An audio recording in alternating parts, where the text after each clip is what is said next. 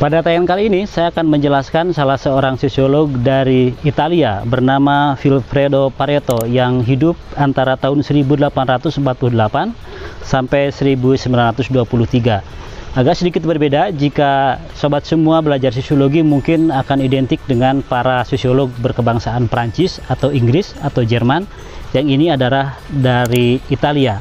Nah, Vilfredo Pareto ini sebenarnya awalnya memang tidak dikenal sebagai seorang ilmuwan dalam bidang ilmu sosial. Juga lebih banyak belajar juga dalam hal terkait dengan natural science atau dengan ilmu-ilmu alam. Tapi dalam perkembangan selanjutnya ada beberapa teori dan beberapa buku yang juga dihasilkan sebagai sebuah analisis tentang kehidupan masyarakat yang dikenal juga sebagai sosiologi. Yang ini alirannya adalah dari Italia. Nah, beberapa hal yang harus saya jelaskan terkait dengan Vilfredo Pareto ini adalah misalnya Vilfredo Pareto ini menaruh minat besar terhadap hal-hal yang terkait dengan kehidupan masyarakat, sosial, ekonomi, dan politik. Dan itu kemudian yang dipublikasikan dalam setidaknya ada dua buku yang bisa saya sebutkan. Yang pertama yang berjudul The Socialist System yang terbit pada tahun 1902. Lalu ada juga satu buku yang berjudul Treatise on General Sociology yang terbit pada tahun 1916. Nah, sobat semua, pemikiran dari Vilfredo Pareto ini, sebagaimana saya jelaskan di awal, itu banyak diilhami juga oleh pendekatan-pendekatan dalam ilmu alam. Nah, diantaranya adalah bahwa Vilfredo Pareto ini menganggap bahwa kehidupan masyarakat, individu-individu itu bergerak selayaknya sebuah atom. Artinya memiliki cara geraknya sendiri dan tidak ditentukan oleh faktor-faktor yang berada di luar, ya, jadi bersifat atomistis. Nah, ada satu pemikiran juga yang penting saya jelaskan, bahwa ide dari Vilfredo Pareto ini merespon apa yang dikemukakan oleh Auguste Comte terkait misalnya adanya 3 evolusi tahap masyarakat dari teologis, metafisik ke positifis. Nah, teori dari Auguste Comte ini seakan-akan menggandaikan satu bentuk masyarakat yang ideal yang disebut sebagai masyarakat positifis. Nah, inilah yang kemudian salah satu kritik dari Vilfredo Pareto terhadap pemikiran Auguste Comte. Kata Vilfredo Pareto, sebaiknya sosiologi itu tidak boleh bersifat tautologis. Artinya merekomendasikan satu bentuk masyarakat yang ideal, yang bagus berdasarkan analisis sosiologi. Kata Vilfredo Pareto, sebenarnya yang dilakukan oleh sosiologi harusnya adalah hanya menganalisis, menjelaskan fakta-fakta yang ada dalam masyarakat, bukan merekomendasikan satu bentuk masyarakat sebagai yang lebih baik dari masyarakat yang lain. Jadi kalau sobat semua melihat tahapan dalam teori evolusi masyarakatnya Auguste Comte dari teologis, metafisik ke positifis, itu ada asumsi dengan evolusi tersebut bahwa masyarakat yang terakhir, masyarakat positifis, adalah masyarakat yang ideal.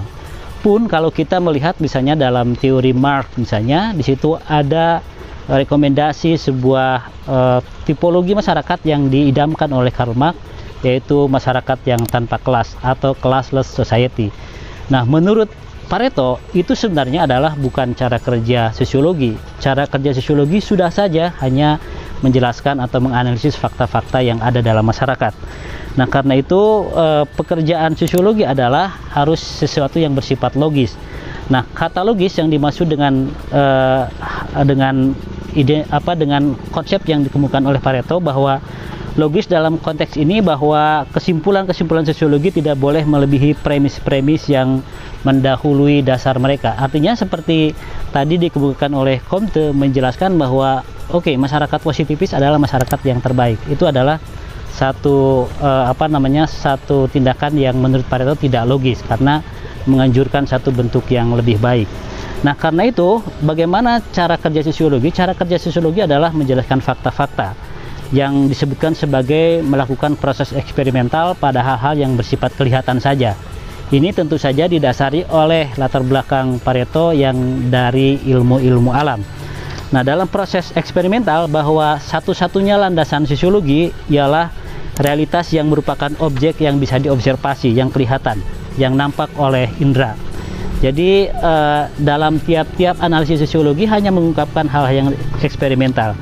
Nah, untuk melakukan itu, kata Pareto ada dua tahap yang bisa dilakukan. Yang pertama ada yang disebut dengan konseptualisasi.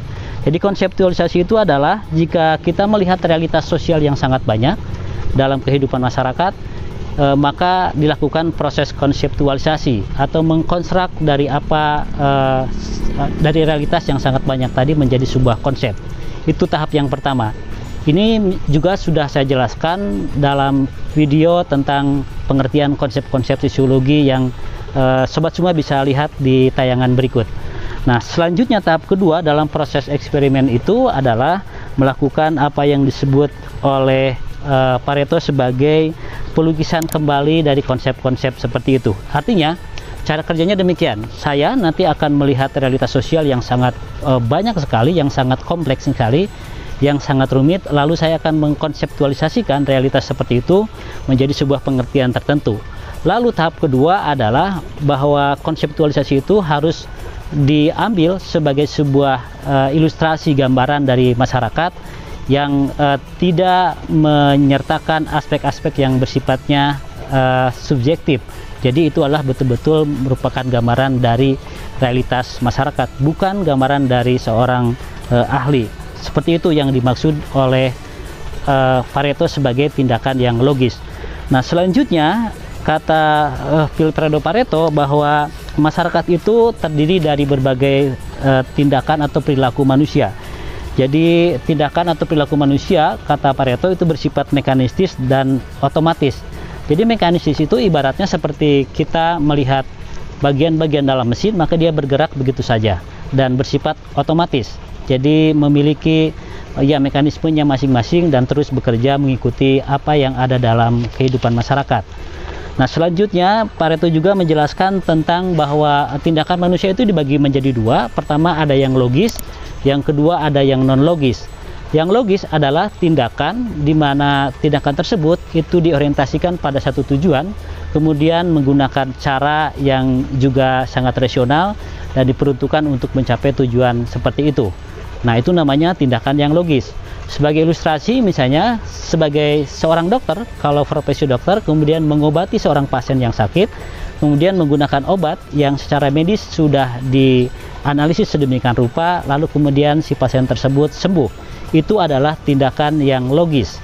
Tetapi ada juga tindakan yang non logis. Tindakan yang non logis itu adalah tindakan-tindakan yang mungkin tidak sesuai dengan ketentuan yang seharusnya dilakukan. Misalnya, kalau sobat semua sakit, lalu kemudian pergi ke dukun.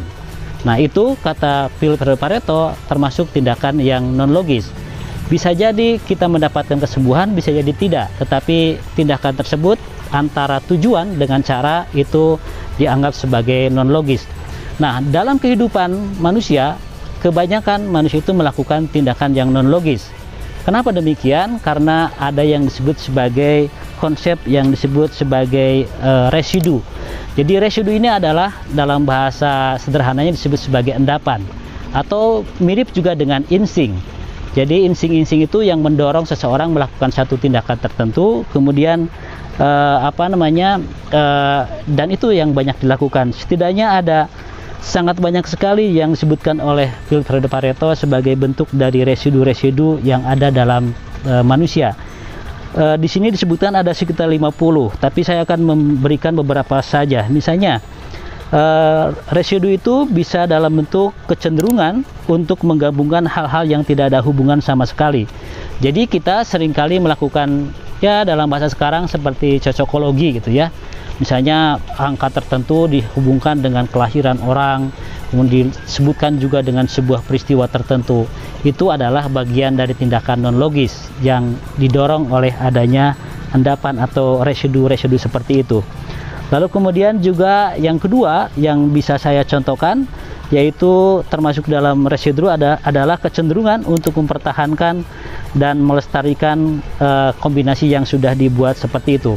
Jadi kalau kita sudah bisa menggabungkan atau menghubungkan antara satu peristiwa dengan peristiwa yang lain, kita punya kecenderungan untuk mempertahankan hasil dari cocokologi tadi itu. Itu juga termasuk dalam proses residu. Lalu kemudian yang ketiga yang bisa saya contohkan sebagai bentuk dari residu itu adalah mempertahankan diri sebagai individu yang utuh. Nah, ini pasti saja kita sebagai individu akan mempertahankan ketika berhadapan dengan orang lain. Dan itu kadang-kadang menjadi dorongan kenapa orang bisa melakukan tindakan yang non logis. Kita bisa lihat orang-orang yang punya egoisme yang tinggi itu akan berusaha melakukan hal-hal untuk pemenuhan dirinya sendiri yang disebut sebagai tindakan non logis.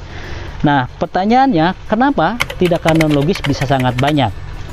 Jawaban Pareto, karena ada satu unsur yang lain yang disebut dengan derivasi. Derivasi ini secara sederhana adalah proses pembenaran. Jadi hal-hal yang non logis itu kemudian dicarikan pembenarannya. Nah, pembenarannya bisa apa saja, bisa dalam bentuk aturan, bisa dalam bentuk hukum, bisa dalam bentuk ajaran agama tertentu, bisa juga dalam bentuk undang-undang. Misalnya, seseorang ada dorongan untuk pemenuhan keinginan individunya, maka melakukan satu tindakan. Ingin kaya tetapi tidak punya cara, tidak punya perusahaan, maka dia melakukan satu tindakan non logis dengan cara korupsi misalnya.